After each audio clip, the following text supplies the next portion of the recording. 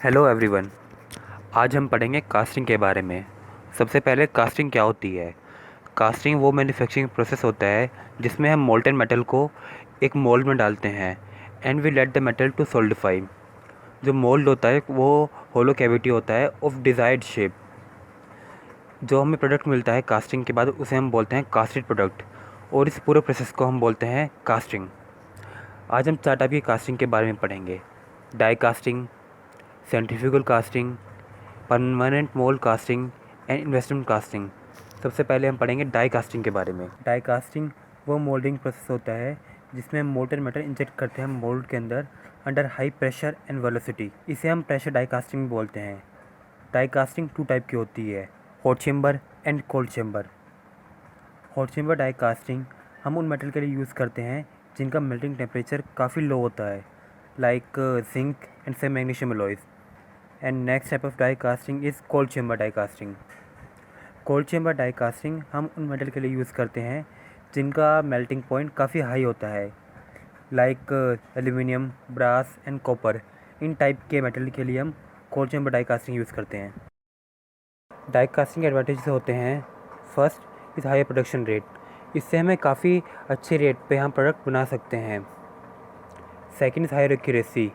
जो हमारा प्रोडक्ट होता है उसकी एक्यूरेसी काफ़ी अच्छी होती है, काफ़ी क्लोज रहती है ओरिजिनल एक्यूरेसी के। Third is variety of alloys can be made. इससे हम बहुत सारे अलॉयज़ हैं उनको हम कास्ट कर सकते हैं। And fourth is smooth surface finish.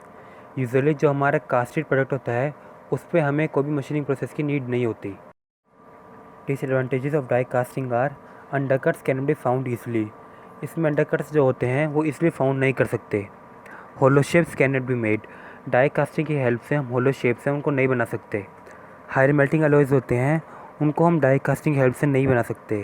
Die casting में हम यूजुअली लो मेल्टिंग अलॉयज़ हैं उनको यूज़ करते हैं। डाई कास्टिंग की हेल्प से हम सिर्फ लिमिटेड शेप एंड साइज़ के स्ट्रक्चर हैं सिर्फ उनको बना सकते हैं। हमारी नेक्स्ट टाइप ऑफ कास्टिंग है सेंट्रीफ्यूगल कास्टिंग। सेंट्रीफ्यूगल कास्टिंग में क्या होता है, मोल्टन मेटल को एक रोटेटिंग मोल्ड में डालते हैं। ड्यू टू मोल्ड रोटेशन हमारे मोल्टन मेटल पे एक सेंट्रीफ्यूगल फोर्स एक्ट करती है। Due to this centrifugal force our molten metal is force to the outside walls of the mould.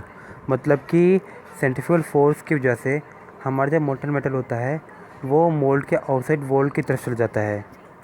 Due to this हमारे molten metal में कोई भी trapped air नहीं होती, जिसकी वजह से हमारे मेटल में internal holes and internal cracks नहीं बनते।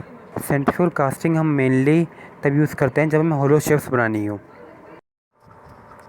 सेंट्रीफ्यूगल कास्टिंग के एडवांटेजेस होते हैं, first risers and gating system are not required. इसमें हमें राइजर्स और गेटिंग सिस्टम की रिक्वायरमेंट नहीं होती। We get directional properties in our casted element. हमारा जो कास्टिंग प्रोडक्ट होता है उसमें हमें डायरेक्शनल प्रॉपर्टीज़ मिलती है। Hollow shapes can be made from centrifugal casting. इसकी हेल्प से हम होलो शेप्स भी बना सकते हैं। एंड सेंट्रीफ्यूगल कास्टिंग में जो हमारा प्रोडक्ट होता है it has got high mechanical strength and high density. Centrifugal casting के मेन डिसएडवांटेजेस होते हैं, first skilled labour are require. Centrifugal casting के लिए हमें हाईली स्किल्ड लेबर चाहिए होते हैं। Initial investment in centrifugal casting is very high. इसमें जो इनिशियल इन्वेस्टमेंट होती है वो काफ़ी हाई होती है as compare to die casting. And last centrifugal casting की हेल्प से हम सिर्फ लिमिटेड शेप एंड साइज़ के जो एलिमेंट्स हैं उनको कास्ट कर सकते हैं। अब हम पढ़ेंगे परमानेंट मोल्ड कास्टिंग के बारे में। हमारी जो बाकी कास्टिंग होती है like die casting and sand casting, इनमें हमारा जो मोल्ड होता है वो यूजुअली टेम्परेरी मोल्ड होता है। अपनी कास्टिंग को बाहर निकालने के लिए हमें मोल्ड को डिस्ट्रॉय करना पड़ता है। बट परमानेंट मोल्ड कास्टिंग में क्या होता है, हम परमानेंट मोल्ड यूज़ करते हैं। हमारा मोल्ड यूजुअली बना होता है मेटल्स का, like high steel and iron. और हमारी जो मोल्ड की लाइफ स्पैन होती है वो काफ़ी लंबी होती है। परमानेंट मोल्ड कास्टिंग में हम सिंगल मोल्ड नहीं बनाते, हम मोल्ड 2 और मोर पार्ट्स बनाते हैं। और कास्टिंग के लिए हम इन पार्ट्स को असेंबल करते हैं and then we pour the liquid metal into this parts and to take out the casting we disassemble this parts and we take out our casted product. So हम जो mould होता है उसको हम दोबारा यूज़ कर सकते हैं। and this process goes on again and again like this.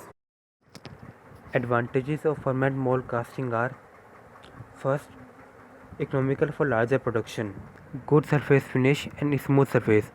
इसमें जो हमारी फिनिशिंग होती है वो काफ़ी अच्छी होती है as compare to other casting process.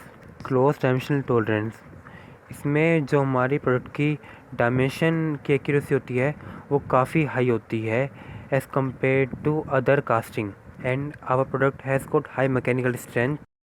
Disadvantages of permanent mould casting are: first, it is limited to lower melting alloys. हम परमानेंट मोल्ड कास्टिंग की हेल्प से उन अलॉय को कास्ट कर सकते हैं जिनका मेल्टिंग टेम्परेचर काफ़ी लो होता है। हाई मोल्ड कॉस्ट, इसमें जो हमारी मोल्ड की इनिशियल कॉस्ट होती है वो काफ़ी हाई होती है।